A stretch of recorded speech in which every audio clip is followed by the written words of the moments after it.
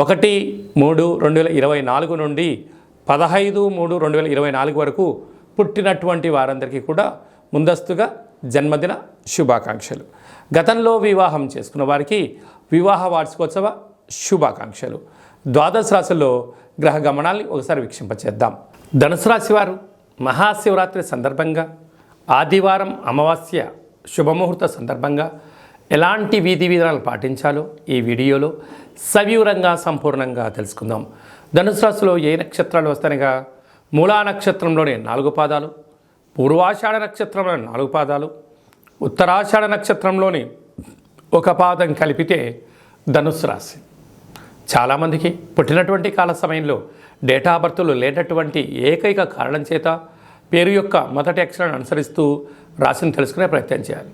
ఏ అక్షరానగా ఏ, యో, బా, బి, బు, ధ, బా, డా, బే అక్షరాల వారందరూ కూడా ధనుసు రాశి జాతకులే.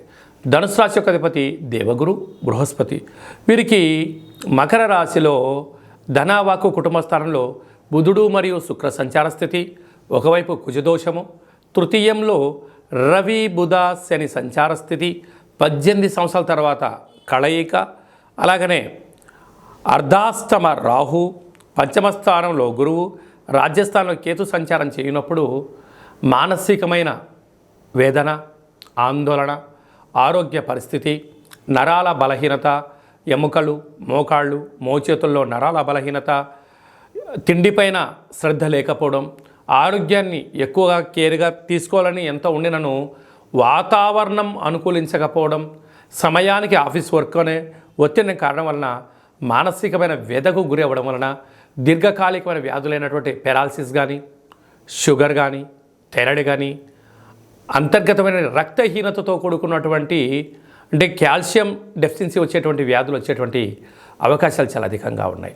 ఇలాంటి కాల సందర్భంలో మహాదేవుడికి శనగపప్పుతో కూడుకున్నటువంటి పసుపు రంగుతో కూడుకున్నటువంటి పసుపుతో మహాదేవుడికి అభిషేకం చేయడం వలన శత్రుదోష నివారణ, కులదేవతల యొక్క ఆశీస్సులు, ఇంటి దేవతల ఆశీస్సులు కలుగుతాయి. అలాగనే ఆదివారం అమావాస్య సందర్భంగా గృహంలో కానీ, అలాగనే తెల్లజిల్లెడు వృక్షం దగ్గర కానీ, కాలభైరవుడి దగ్గర కూష్మాండ దీపాన్ని వెలిగింపచేయడం, మీ జన్మ నక్షత్రం రోజున పూర్ణిమ, అష్టమి, అమావాస్య సందర్భంగా దూరవాయు జల ప్రయాణాలు పెట్టుకోకపోవడం ఉత్తమోత్తంగా భావించగలగాలి. స్వయం వృత్తులు, సేవారంగాలు, సాఫ్ట్వేర్, హార్డ్వేర్ ఉద్యోగస్తులకు చాలా మంచి కాలము అని చెప్పి గమనించాలి.